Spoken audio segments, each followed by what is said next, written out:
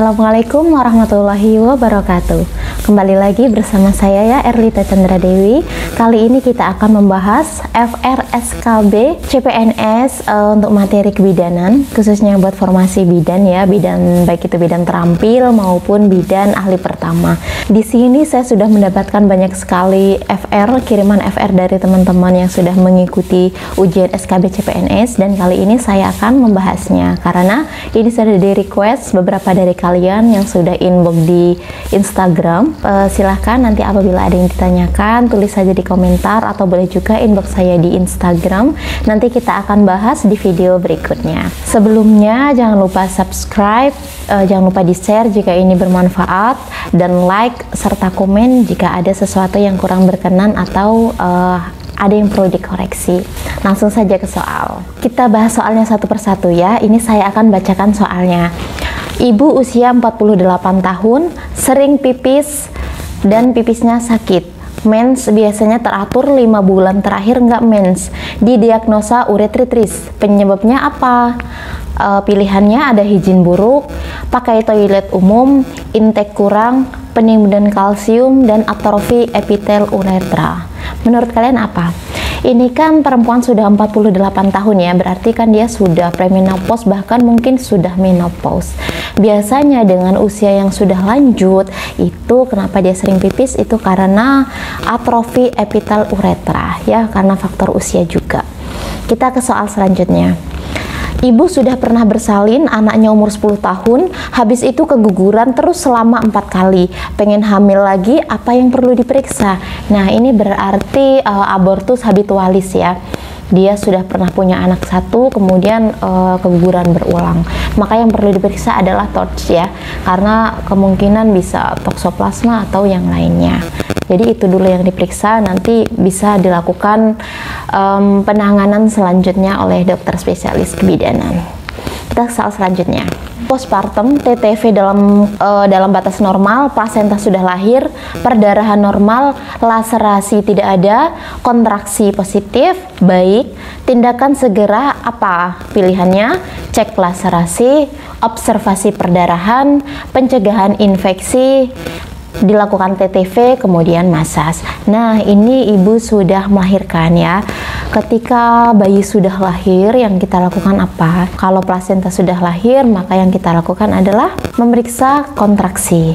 Kontraksi ibu diperiksa, laserasi diperiksa, dan ini sudah ada keterangan bahwa tidak ada laserasi, kemudian kontraksinya bagus. Maka tindakan segera yang dilakukan setelah itu apa? Maka yang dilakukan adalah observasi perdarahan, karena ini kan masuk dalam kala 4 ya. Jadi kala 4 seperti kita lihat di tabel di partograf bagian belakang itu, apa aja yang diperiksa ya, TTV, kemudian kontraksi, kandung kemih, TFU, dan lain-lain ya. Ini di pilihan jawaban yang sesuai adalah observasi perdarahan. Soal selanjutnya, kapan dilakukan sanggah susur? Pilihannya saat kepala crowning, defleksi, putaran paksi dalam, atau ekspulsi. Ini mungkin FR yang beredar itu kalimatnya belum lengkap ya. Jadi saya di sini mencoba menebak ke arah mana soal itu gitu, dan akan mencoba membahasnya.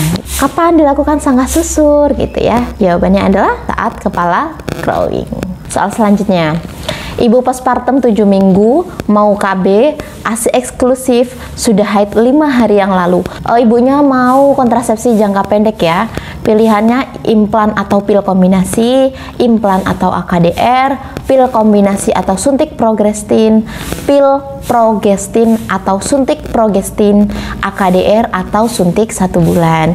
Kita lihat di soal bahwa ibunya sudah postpartum 7 minggu, ASI eksklusif, tetapi ibunya sudah mendapatkan haid, berarti kan tidak bisa MAL atau metode aminor laktasi sudah tidak berlaku karena ibunya sudah menstruasi. Jadi pilihannya ini gitu.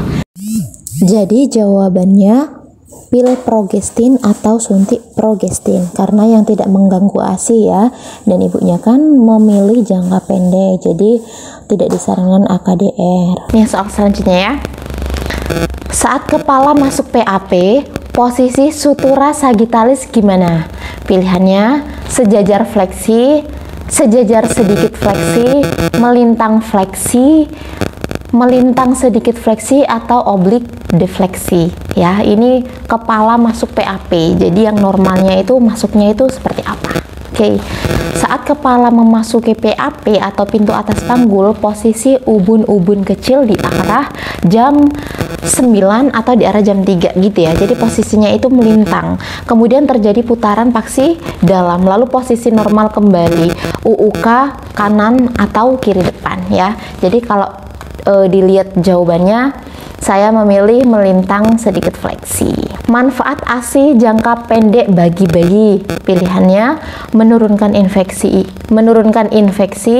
imunologis, mencegah obesitas, peningkatan BB, dan ikatan kasih sayang dengan ibu ya. Jadi ini adalah manfaat bagi bayi, karena kan ASI itu ada manfaat untuk ibu, ada manfaat untuk bayi, bahkan ada manfaat untuk negara gitu ya.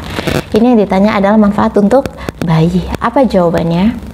Ya, manfaat ASI bagi bayi adalah diantaranya mencukupi kebutuhan gizi, mencegah intoleransi glukosa, kolostrum itu untuk membentuk antibodi ya, jadi untuk imunologis, kemudian memudahkan kontak skin to skin antara bayi dan ibu, jadi bondingnya antara bayi dan ibu, kemudian melindungi bayi dari akibat infeksi,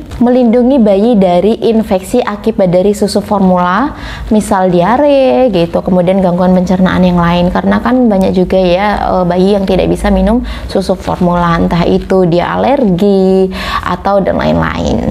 Kita ke soal selanjutnya ya. Jadi nanti disimpulkan sendiri jika kalian mendapatkan soal seperti itu. Ini saya membahas secara umum, membahas secara materinya ya. Jadi nggak menuju langsung ke soal jawabannya apa gitu ya. Karena kan ini soalnya nggak lengkap gitu. Jadi saya takut menjerumuskan, sehingga saya bahas secara umum saja. Oke, kita ke soal nomor 10. Ibu umur 40 tahun, nyeri haid hebat, ada tahanan di simpisis. Diagnosanya diferensial kista ovari atau endometriosis, kista ovari, adenomiosis, vaginitis, dan tumor ovari. Ya, ini agak jelimet ya. Ini ciri-cirinya itu nggak spesifik. Jadi kita mau menyimpulkan itu agak kebingungan gitu. Yang sering terjadi pada ibu usia lebih dari 40 tahun itu mioma sama adenomiosis. Gejalanya itu mirip sakit perut di bagian bawah gitu ya. Jadi sakit perut di bagian bawah karena akan uterus di perut bagian bawah. Tapi kalau mioma biasanya haidnya itu panjang dan lama, nyeri saat haid atau disminor, sama dengan adenomiosis. Bedanya kalau mioma itu ada gangguan berkemih dan konstipasi. Ya, silahkan disimpulkan sendiri ya. Saya